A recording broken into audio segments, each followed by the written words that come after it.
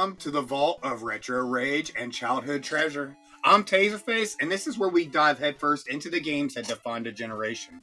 From pixel-perfect legends to controller-smashing nightmares, we're digging deep into nostalgia, the madness and the pure magic of the NES era.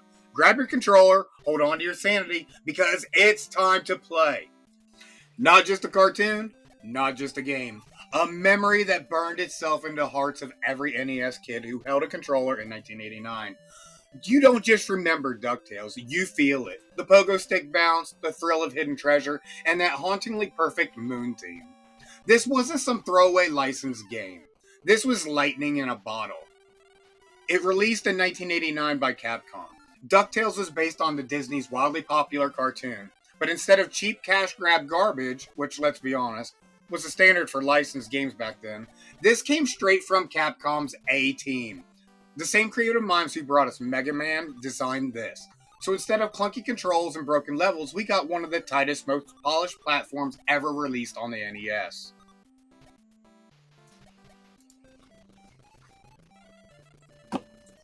And somehow, they made Scrooge McDuck, a cranky old billionaire duck, one of the most badass heroes in 8-bit gaming. If you were a kid in the late 80s, DuckTales wasn't just entertainment, it was a ritual. School afternoons bled into Disney Afternoon Block, Gummy Bears, Chippendale Rescue Rangers, and the king of them all, DuckTales. Scrooge diving into a vault of gold, Huey, Dewey, and Louie stumbling into danger, Launchpad McQuack crashing another plane. And when Capcom brought this to the NES, it wasn't just a game release. It was like handing us the keys to a living room cartoon world. And for the first time, we weren't just watching Uncle Scrooge hunt treasure, we were him. And that changed everything. So, strap in. We're pogo-jumping our way through the highs, the lows, and the moonlit madness of DuckTales for the Nintendo. Let's talk about the Pogo Cane. This wasn't just a gimmick. It redefined how you played. Scrooge's cane can let you bounce infinitely. You could use it to crush enemies, bounce over spikes, spring across hazards, and even break blocks to reveal treasure. It added vertically to levels in a way most NES games never touched. Mario could jump, Mega Man could shoot, but Scrooge, he was practically parkouring on enemies' heads before we even knew the word parkour. And here's the beauty of it. The pogo felt weird at first. You had to learn it. Press down, then jump, then hold it. Mess up the timing, dead. Nailed it, you felt unstoppable. It was that perfect NES balance of frustration and reward. You cursed at the screen 1 second, then grinned ear to ear when you cleared that impossible section. DuckTales gave you 5 main stages. The Amazon, Transylvania, African Mines, Himalayas, and the Moon. Each was bursting with personality. The Amazon, dense jungles, vines, and sneaky spear-throwing enemies. Transylvania, creepy halls, ghost mirrors, and yes, Dracula Duck. The African Mines, claustrophobic tunnels, and armored foes. The Himalayas, snowy peaks, slippery ice, and hidden caves. The Moon, legendary music, alien enemies, and that sense of wonder you never forgot. Unlike other games, these stages weren't just straight lines. They were open, exploratory playgrounds. You could backtrack, find hidden paths, and stumble across massive gems tucked in corners. And that treasure hunt loop made the game endlessly replayable. DuckTales hit that sweet spot of NES difficulty. Not sadistic, like Battletoads. Not baby easy, like some Disney shovelware. But tight, fair, and challenging. Enemies respawned, hazards punished, sloppy play. And if you couldn't master the pogo stick, you were doomed. And let's be real, nothing got your blood boiling like mistiming a pogo and landing just short of the platform, right into a pit. It was NES hard, but it made you want to master it. The graphics weren't just good for 1989, they were stunning. Each state had a unique look. The golden shine of Amazon temples, the purple-black gloom of Transylvania, the crystalline glow of the Moon. Scrooge's sprite was loaded with personality. You could see the smug determination in his walk cycle. And then there's the music. Capcom's composers were wizards on the NES sound chip. Every level had a banger track. Upbeat Amazon, eerie Transylvania, the energetic Himalayas, but then came the Moon theme. A melody so iconic that it transcended gaming. A song so moving it's been covered by orchestras, rock bands, and even lullabies. People who have never played DuckTales still know the theme. That's how powerful it is.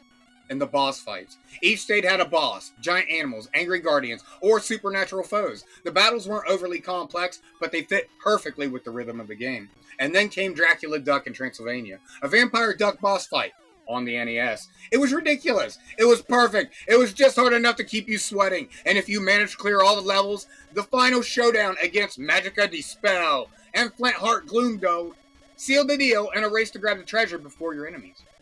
It was chaotic. It was unfair at times, but it was DuckTales, distilled, greed, speed, and pure 8-bit adrenaline.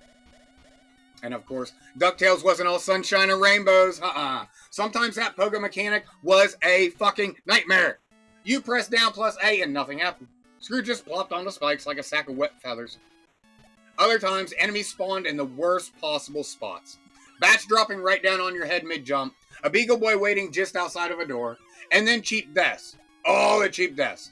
1 second you're loaded with treasure, the next you're screaming, "Come on, Scrooge! You cheap old bastard! Jump already!" Classic NES was frustration, and we loved it anyways. Here's the genius part. DuckTales had multiple endings. Hoard treasure like a greedy billionaire. Rich ending. Lose it all but dying too much. Broke ending. Play it just right. A nice balanced ending. This gave the game insane replayability. Every kid wanted to see the best ending, and it fueled that playground rumor mill. Did you know if you beat the game without dying, Scrooge swims in double gold? It kept us talking, playing, and arguing for years. DuckTales wasn't just another NES title. It became a benchmark for licensed games. It proved that cartoons and video games could mix. If the right team handled it, it set the stage for Chip 'n Dale's Rescue Rangers, Darkwing Duck, and other Disney Capcom hits. And decades later, when Capcom re-released DuckTales Remastered in 2013, people weren't just buying a remaster, they were chasing a memory. The moon theme, the pogo, that joy, and it delivered.